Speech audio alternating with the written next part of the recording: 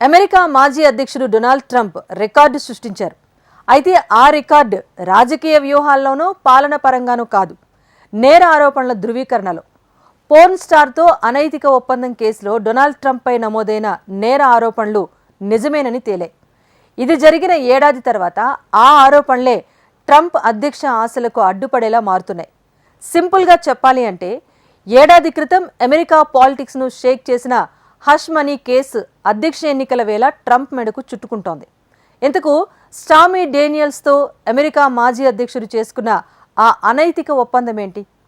ఈ పరిణామం ట్రంప్ రాజకీయ భవిష్యత్తుపై ఎలా ఉండబోతోంది? Let's watch. గత అధ్యక్ష ఎన్నికల్లో ట్రంప్ నిజంగా మోసానికి పాల్పడ్డారా? పోర్న్ స్టార్తో ట్రంప్ చేసుకున్న ఆ అనైతిక ఒప్పందం ఏమిటి? ఎన్నికల ప్రచారంలో ట్రంప్కు ఎదురవుతున్న చిక్కులేంటి? అగ్రరాజ్య రాజకీయ చరిత్రలో పెను సంచలనం. పోర్న్ స్టార్తో అనైతిక ఒప్పందం కేసులో మాజీ అధ్యక్షుడు డొనాల్డ్ ట్రంప్పై నేరపూరిత అభియోగాలు నమోదయ్యాయి. ఈ మేరకు ట్రంప్పై నేరారోపణలను న్యూయార్క్లోని మ్యాన్హట్టన్ గ్రాండ్ జ్యూరీ ధృవీకరించింది. అధ్యక్ష పదవిని చేపట్టిన ఒక వ్యక్తి ఇలాంటి అభియోగాలు ఎదుర్కోవడం అమెరికా రాజకీయ చరిత్రలో ఇదే తొలిసారి. అయితే ఇదేం లేటెస్ట్ అప్డేట్ కాదు. ఏడాది క్రితం అంతర్జాతీయ మీడియాలో టాప్ హెడ్లైన్ గా నిలిచిన వార్తే ఇది. 2023 మార్చి నెలలో అమెరికా రాజకీయాల్లో రచ్చరేపిన హష్ మనీ కేసు ఏప్రిల్లో ట్రంప్ అరెస్టుతో ప్రపంచం అటెన్షన్ సాధించింది. అయితే అంతా కలిపి గంటల వ్యవధిలోనే విచారణ, అరెస్టు, బెయిల్ లాంటివన్నీ జరిగిపోయాయి. ఇప్పుడు ఆ పాత కేసులోనే టెంపరీ ట్రంప్కు కొత్త చిక్కులు మొదలయ్యాయి. గత ఎన్నికల్లో డొనాల్డ్ ట్రంప్ మోసానికి పాల్పడ్డారని ప్రాసిక్యూషన్ వాదిస్తుండగా ఇది కుట్ర అంటూ ఎదురుదాడి చేస్తున్నారు ట్రంప్. హష్ మనీ కేసు విషయానికొస్తే తొలిసారిగా స్టామీ, ట్రంప్లు 2006లో నెవాడా గోల్ఫ్ కోర్సులో కలుసుకున్నారు. ఆ సమయంలో డొనాల్డ్, స్మార్టీ డేనియల్స్ కలిసి ఫోటోలకు పోజులిచ్చారు.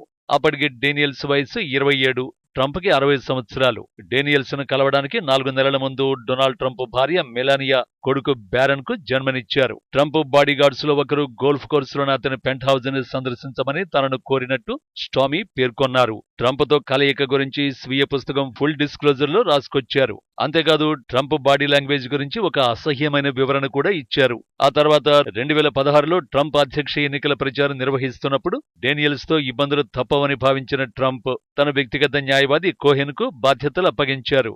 అప్పుడు కోహెన్ డేనియల్స్ కు డబ్బిచ్చి వ్యవహారం బయటకు రాకుండా సెటిల్ చేశారు. అయితే ట్రంప్ ఎవరినైతే నమ్మకస్తుడిగా అనుకున్నారో ఆ వ్యక్తే రివర్స్ అయ్యాడు.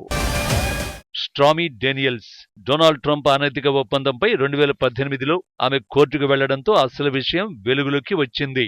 2018లోనే లాస్ వెగాస్ పార్కింగ్ ప్రాంతంలో తన పాపతో ఉన్నప్పుడు ఓ గుర్తు తెలియని వ్యక్తి తన వద్దకు వచ్చి ట్రంప్ గురించి మర్చిపోమని బెదిరించడంతో ఆమె కోర్టుకు వెళ్లారు.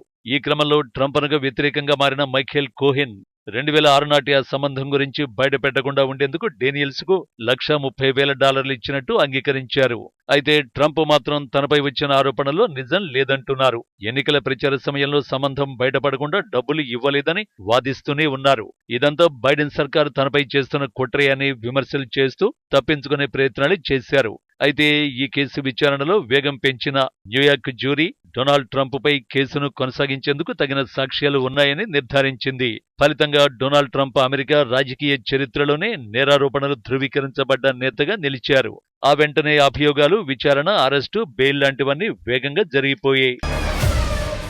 ఈ వ్యవహారం జరిగిన ఏడాది తర్వాత హష్ మనీ కేసులో వాడివేడి వాదనలు జరిగాయి. ప్రాసిక్యూటర్ తరఫున వాదించిన మాథ్యూ కొలాంగెలో 2016 ఎన్నికల సమయంలో డొనాల్డ్ ట్రంప్ మోసానికి పాల్పడ్డారన్నారు. తను పరువు పోకుండా ఉండేందుకు శతవిధాలా యత్నించారని, ఇందుకోసం సెక్స్ స్కాండల్ ని కప్పిపుచ్చేలా వ్యవహరించారని ఆరోపించారు. తన గురించి చెడుగా మాట్లాడకుండా కొందరి నోళ్లు మూయించడానికి ట్రంప్ డబ్బు ఖర్చు చేశారన్నారు. చట్టవిరుద్ధంగా జరిగిన ఖర్చు ఎన్నికలను ప్రభావితం చేసే అంశమేనని, ఖచ్చితంగా ఇది ఎన్నికల మోసం కిందకే వస్తుందని బలంగా వాదించారు మాథ్యూ కొలాంగెలో. అయితే ప్రాసిక్యూషన్ అభియోగాలు ట్రంప్ తరఫు న్యాయవాదులు ఖండించారు. డొనాల్డ్ అమాయకుడని, ఎలాంటి నేరం చేయలేదని, అసలు మ్యాన్హాటన్ అటార్నీ ఆఫీస్ ఈ కేసును ఏనాడు ప్రస్తావించలేదని వాదించారు. అధ్యక్ష ఎన్నికలకు దూరం చేసేందుకు ఇది తనపై జరుగుతున్న కుట్ర అని ఆరోపించారు డొనాల్డ్ ట్రంప్.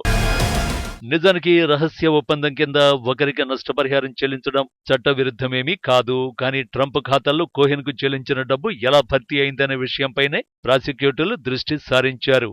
ఈ చెల్లింపుల్ని లీగల్ ఫీజులుగా పేర్కొనడం ద్వారా వ్యాపార రికార్డుల్ని తారుమారు చేశారని ట్రంప్పై అభియోగాలు నమోదయ్యాయి. అధ్యక్ష ఎన్నికలకు కొద్ది రోజుల ముందు ఇవి వెలుగులోకి రావడమే ట్రంప్కు ఇబ్బందికరంగా మారుతోంది.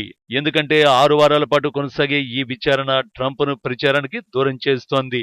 వాస్తవానికి అమెరికా రాజ్యాంగంలో అభియోగాలు ఎదుర్కొంటున్న వారు లేదా దోషులుగా తేలిన వారు అధ్యక్ష పదవికి పోటీ చేయొద్దన్న నిబంధనేమీ లేదు.